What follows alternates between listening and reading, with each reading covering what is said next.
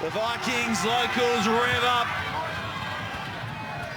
Up goes Hawkins, it goes over the top. Daugunu comes down with it. Daugunu will take some catching. Daugunu with Timu in field. Daugunu! Daugunu wins it! There's the championship! Flying Filipo is the hero! Look at them, they're going absolutely berserk on the sideline and on the field. Just as that kickoff took off, the Queensland Country forwards wanted Daugunu to come up closer. They needed more support.